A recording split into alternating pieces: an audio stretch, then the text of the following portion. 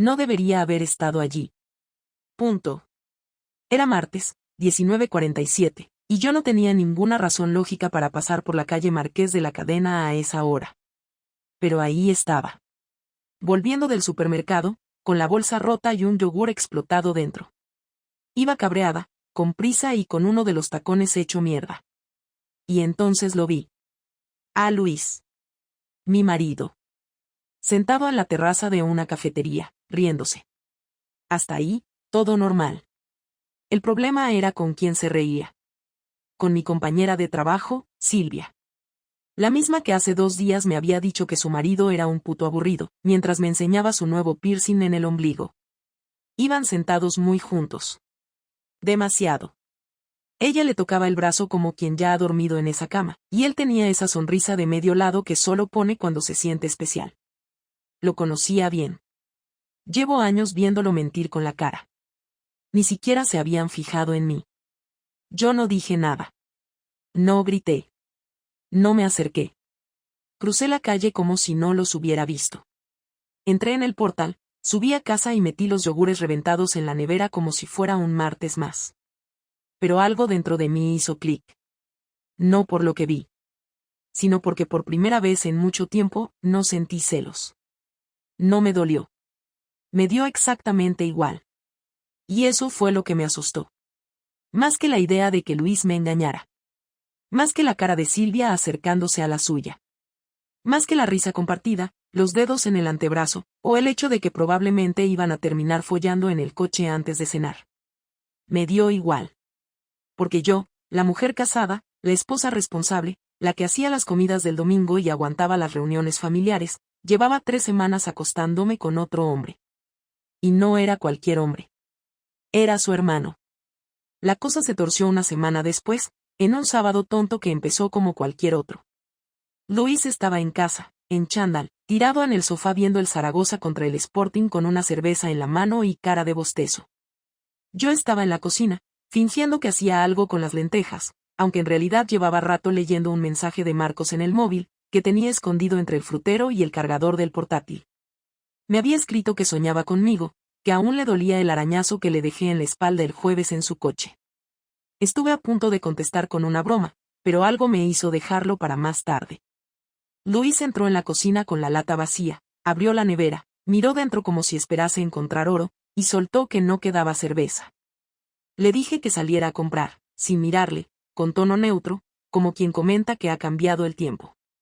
Me miró raro, como si algo le molestara, pero no dijo nada, agarró las llaves y salió. No tardó ni 15 minutos en volver.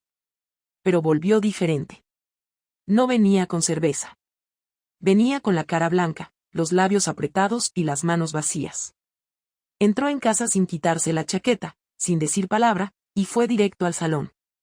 Yo seguía en la cocina, mirándolo de reojo, pensando si se habría cruzado con Silvia, si habría oído algo. Pero no me dio tiempo a montar teorías. Me llamó por mi nombre, sin diminutivos, sin cariño, sin tono. Solo mi nombre, como quien llama a alguien que ya no conoce.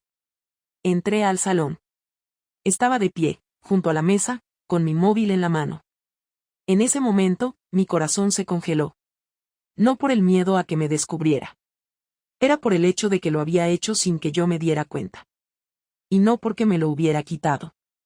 El muy cabrón había cogido el mío y lo había desbloqueado con mi cara mientras yo cocinaba. Ni se molestó en disimular. Lo tenía ahí, en la mano, abierto en la conversación con Marcos. ¿Desde cuándo? No gritó. Ni se puso violento. Esa pregunta, lanzada con voz seca, fue peor que un puñetazo. Yo no dije nada. Bajé la mirada un segundo y luego lo miré a los ojos, sin fingir. Me había pillado. No tenía sentido negarlo. Tampoco iba a inventarme excusas. Pero lo que no me esperaba era que empezara a leer en voz alta, con esa voz templada que solo usaba cuando estaba realmente jodido. No paro de pensar en tu olor, me quedaría a vivir entre tus piernas, leyó, despacio. Joder, Marta, ¿cómo he aguantado tanto sin ti? Siguió leyendo, y cada palabra era como una bala. Me puse tensa. No por vergüenza, sino por rabia. Era mi teléfono, eran mis mensajes, y él estaba ahí, leyéndolos como si tuviera derecho a destripar mi intimidad solo porque compartíamos techo y apellidos. No sigas, le dije. ¿Por qué no? ¿Te molesta? ¿Te parece feo que lea lo que tú escribes con las bragas bajadas? Fue la primera vez que lo vi perder los nervios. Su voz tembló al final de la frase, y me di cuenta de que no era solo rabia. Era decepción. Era asco. Era esa mezcla que solo aparece cuando la persona que creías conocer resulta ser otra. Me acerqué para quitarle el móvil de la mano, pero no me lo dio. Lo soltó él solo, dejándolo caer sobre la mesa como si le quemara. ¿Desde cuándo? Repitió. 3 semanas, respondí, sin dramatismos, sin adornos. Fue casual. No lo planeé. ¿Casual? ¿Casual con mi hermano? Y ahí lo supe. Lo sabía todo. No solo lo del engaño. Sabía que era Marcos. Y eso me dejó en blanco. Me crucé de brazos, no para protegerme, sino para no pegarle un grito. No sabía si estaba más furiosa con él por invadir mi vida privada o conmigo misma por no haber sido más cuidadosa. No sé qué esperas que te diga, le solté. Lois me miró con una mezcla de desprecio y tristeza. Caminó hacia la puerta sin mirarme, pero se detuvo en seco antes de salir del salón. ¿Lo vas a seguir viendo? La pregunta me descolocó. No porque no tuviera respuesta, sino porque no era la pregunta que esperaba. Me di cuenta de que no estaba buscando explicaciones. Solo quería saber si esto había sido un desliz o algo más. Y no supe qué contestar. Porque, en el fondo, no lo sabía. No lo sé, contesté al final. Luisa asintió, como si esa respuesta fuera suficiente. Como si acabara de confirmar lo que ya sospechaba. Salió del salón, se metió en el dormitorio y cerró la puerta. Yo me quedé en el sofá, sola, con el móvil en la mano y las piernas temblando. No lloré. No me derrumbé. Me quedé ahí, sentada, en silencio, escuchando cómo la vida que teníamos se partía en dos. Y esa fue la noche en la que el matrimonio dejó de existir, aunque ninguno de los dos lo dijera en voz alta. No hablamos al día siguiente. Ni al siguiente tampoco. Luis se encerró en su rutina como un animal herido que vuelve a su madriguera. Se levantaba, se duchaba, se vestía para ir al instituto y salía sin apenas mirarme. Yo desayunaba después, en silencio, con la tele encendida solo para no escuchar el ruido del reloj. En casa se respiraba una tensión tan densa que dolía la cabeza. Cada vez que se cruzaba conmigo en el pasillo, bajaba la mirada, como si le diera asco verme. El tercer día, martes, llegó tarde. Yo estaba en la cocina, cenando sola. Tenía puesto el portátil con una serie, algo de ruido de fondo para no pensar demasiado. Eran casi las 11 cuando escuché la puerta abrirse. Pensé que se iría directo al dormitorio, como las noches anteriores, pero no. Apareció en la cocina, se quedó de pie junto a la puerta, mirándome fijamente. Quiero hablar. Apagué el portátil sin decir nada, aparté el plato y esperé. Me dolía la mandíbula de estar tensa todo el día. Luis respiró hondo, se pasó la mano por la cara y se sentó frente a mí. No tenía la mirada de siempre. Había algo en su cara, una mezcla de rabia contenida y decepción que no le había visto nunca. Y empezó a hablar, sin rodeos. He hablado con Marcos. No contesté. Me limité a mirarlo. Él lo sabía, yo lo sabía, no había nada más que añadir.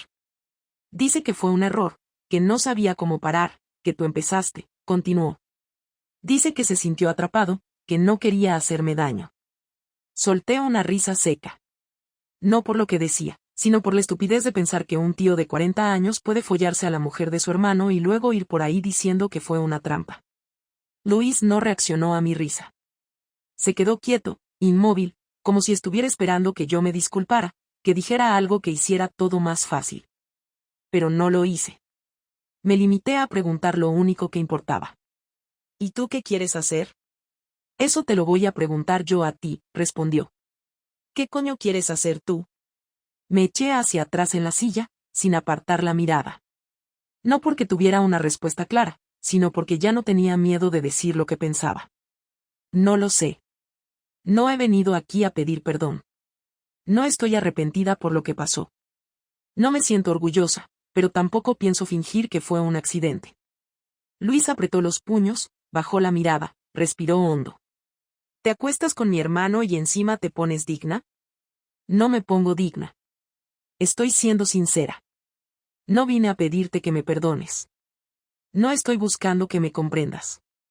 Solo estoy diciendo la verdad. Y la verdad es que no me arrepiento de haber buscado fuera lo que tú llevas años sin darme. Esa última frase fue la que encendió la mecha. Luis se levantó de golpe, tirando la silla, con los ojos abiertos como platos. ¿Qué cojones estás diciendo? ¿Que esto es culpa mía? Estoy diciendo que no éramos pareja desde hace mucho. Que vivíamos como compañeros de piso. Que llevábamos meses sin tocarnos, sin hablarnos. Que tú llegabas a casa y ni siquiera me mirabas. Que la última vez que hicimos el amor fue en abril y fue por inercia, no por deseo. ¿Y ahora te sorprende que me haya cansado?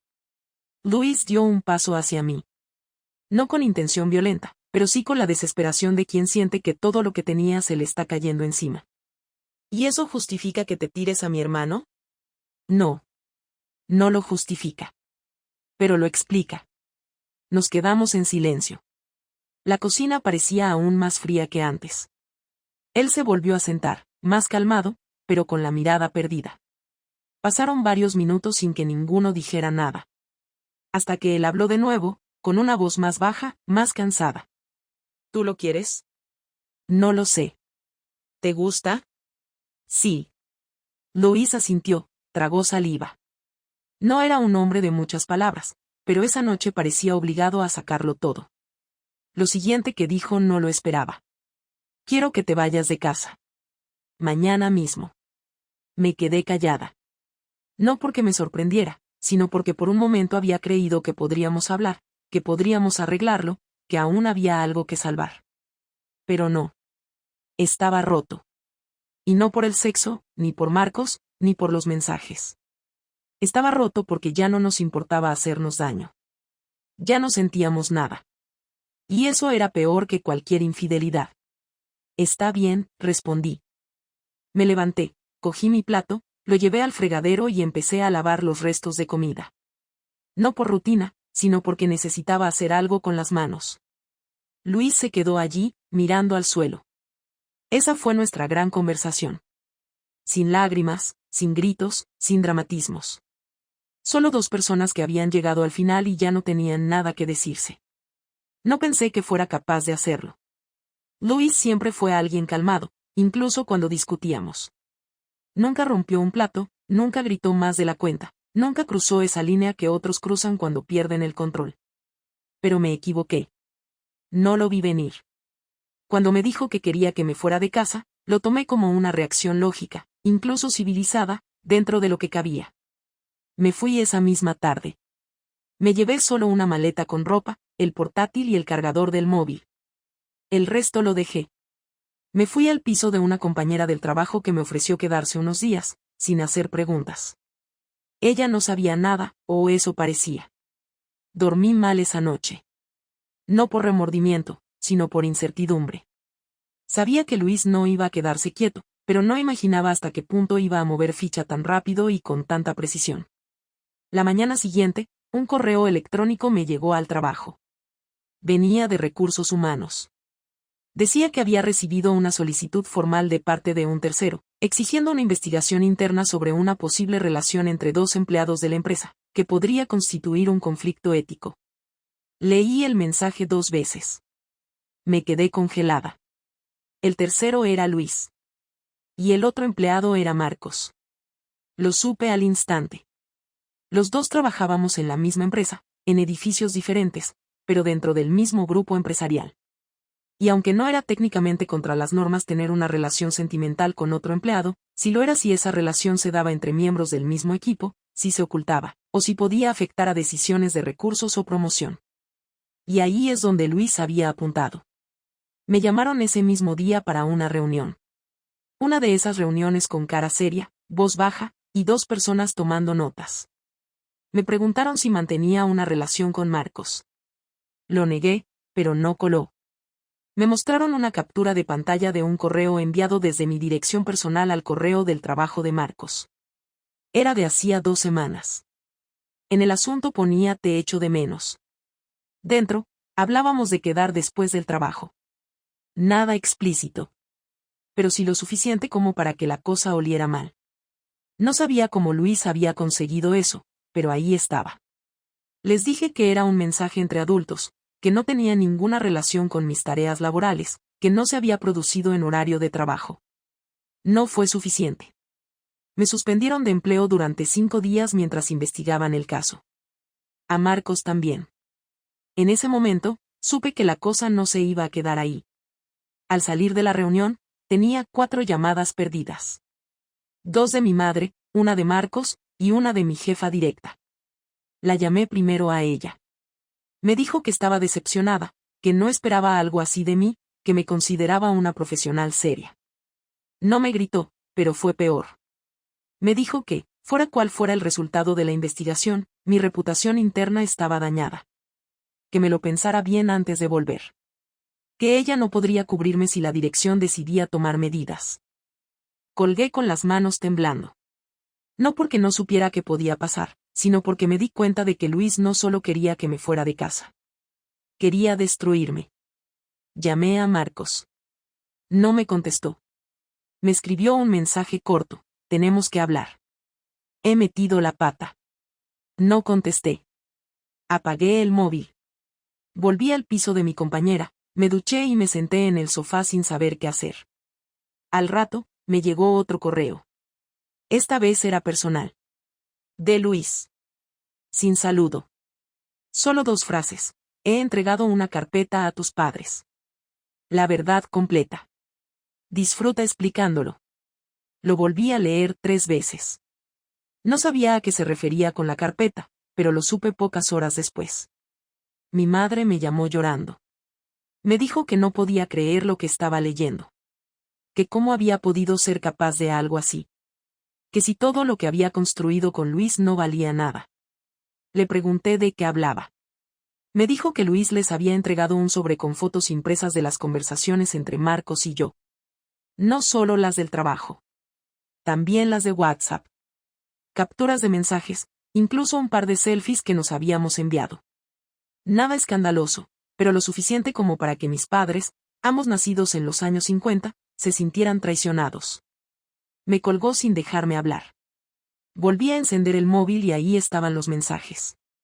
Uno de mi hermana, otro de mi tía, incluso uno de una prima a la que apenas veía, todos con el mismo tono. Reproche. Silencio. Decepción.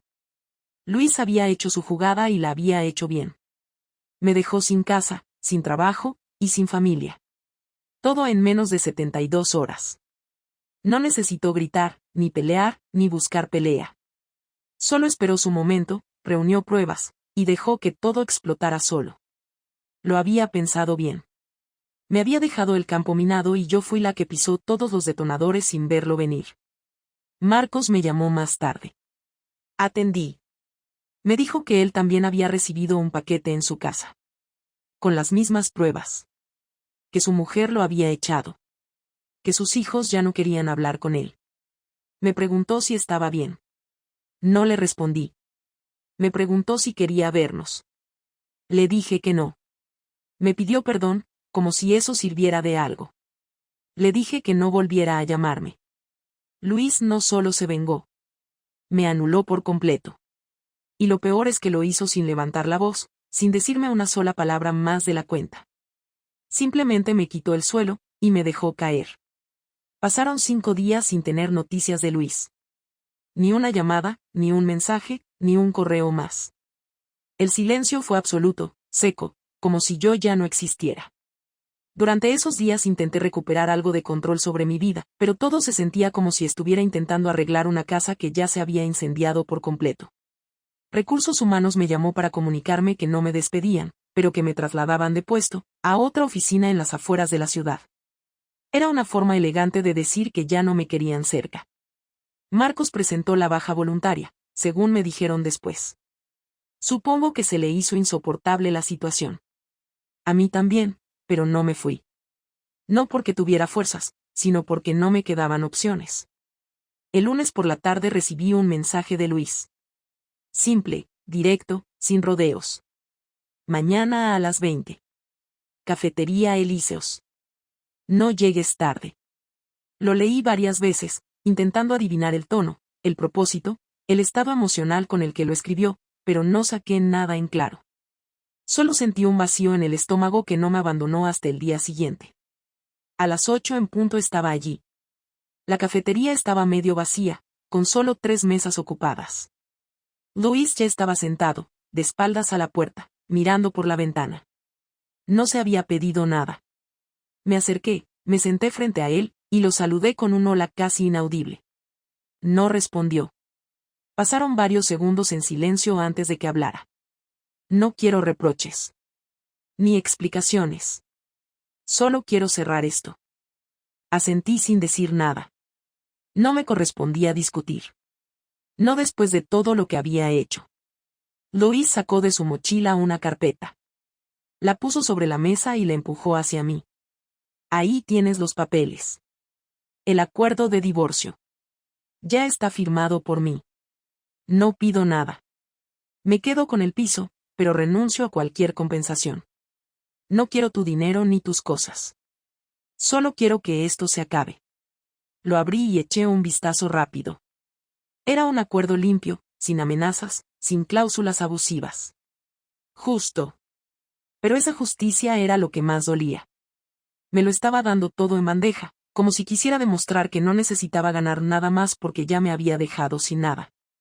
Cerré la carpeta y la dejé a un lado. ¿Por qué me citaste aquí para esto?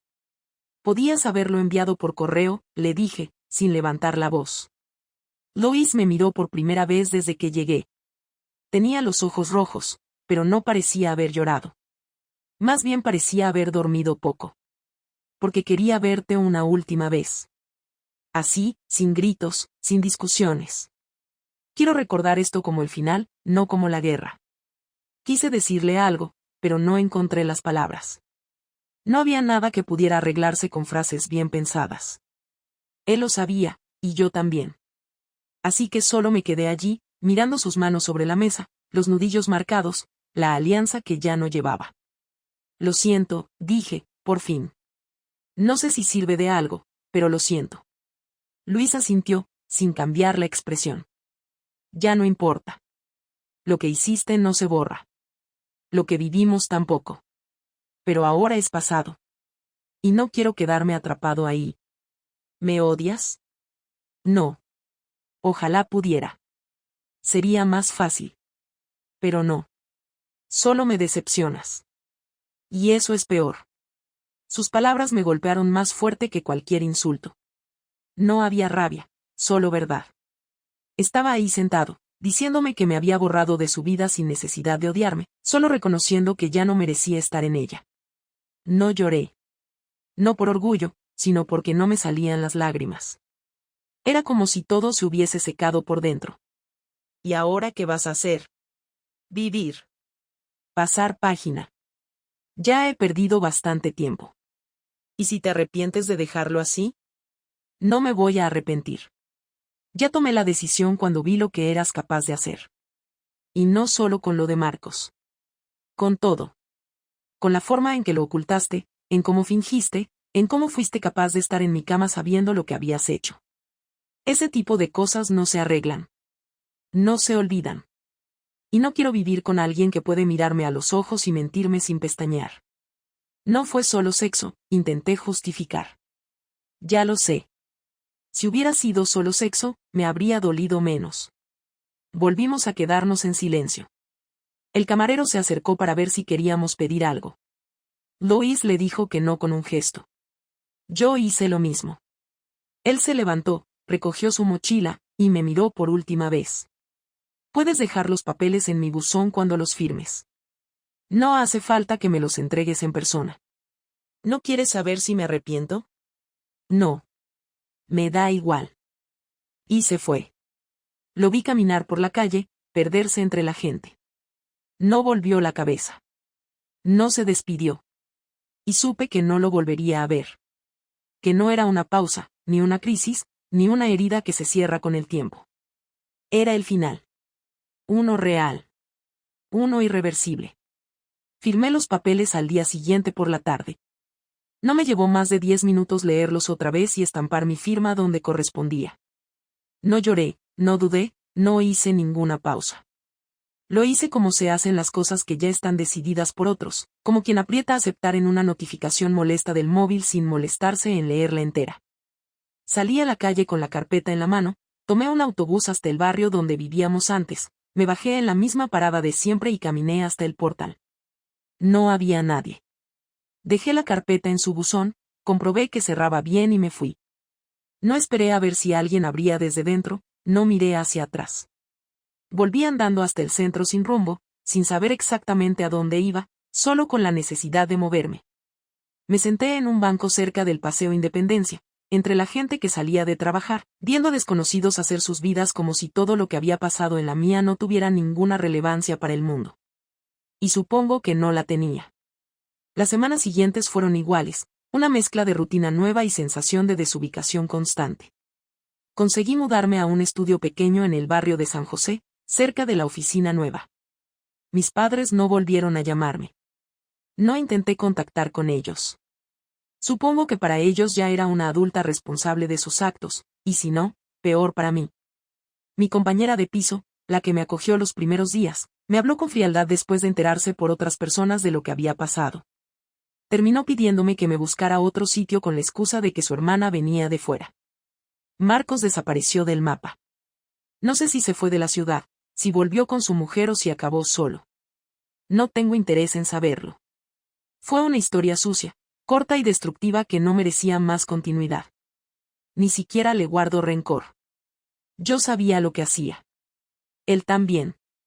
Y nos explotó a los dos por igual. En la oficina nueva me tratan con indiferencia.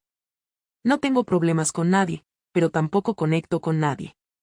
Evito hablar de mi pasado, de mi situación, de mi anterior puesto.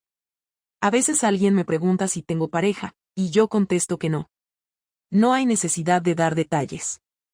No tengo ganas de generar interés, ni de volver a empezar nada. Salgo del trabajo, hago la compra, cocino algo sencillo y ceno sola viendo alguna serie sin atención. Los fines de semana a veces paseo por el centro, otras veces simplemente limpio el piso o leo. La vida se ha vuelto algo funcional, sin grandes dramas pero también sin alegría. No es una queja. Es una descripción. Estoy donde me he colocado con mis propias decisiones, y asumirlo me cuesta menos que intentar maquillar la realidad. A veces me despierto con la tentación de escribirle a Luis. No para pedirle perdón, ni para decirle que le echo de menos, ni para justificar nada. Solo para preguntarle si está bien. Para saber si ha conseguido dormir tranquilo, si volvió a disfrutar de los domingos, si ha conocido a alguien o si al menos siente que tomó la decisión correcta. Pero nunca lo hago. No porque me dé miedo su respuesta, sino porque sé que no serviría para nada. Él ya cerró esa puerta, y abrirla sería solo una forma de agitar un cadáver. De vez en cuando lo veo por la calle, de lejos. Nunca me ha visto. Va solo, con la misma mochila, los auriculares puestos, la cara seria. No parece ni feliz ni triste. Parece centrado. Y supongo que eso es lo mejor que se puede estar después de algo así. En cuanto a mí, no tengo un gran plan. No he cambiado radicalmente mi vida, no me he apuntado a ningún curso de autoayuda, ni he encontrado un nuevo propósito. Solo estoy tirando hacia adelante. Me gustaría decir que he aprendido mucho, que ahora soy más fuerte, que tengo claro lo que quiero, pero no sería del todo cierto. Lo único que sé con seguridad es que hice daño, que destruí algo que no merecía ese final, y que no hay vuelta atrás. Aprender no significa justificarse, ni perdonarse del todo. A veces aprender solo significa quedarse con el recuerdo exacto de lo que hiciste mal para no volver a repetirlo. Eso es todo lo que me queda. No espero comprensión de nadie. Tampoco la busco. Sé que lo que hice no tiene defensa. Pero tampoco me interesa pintarme como víctima. No lo soy. No fui manipulada, no fui engañada, no estaba bajo ninguna presión. Tomé decisiones conscientes que llevaron a consecuencias lógicas. Perdí a una persona que me quiso de verdad, arruiné una familia, destruí vínculos que creí indestructibles, y ahora vivo con eso.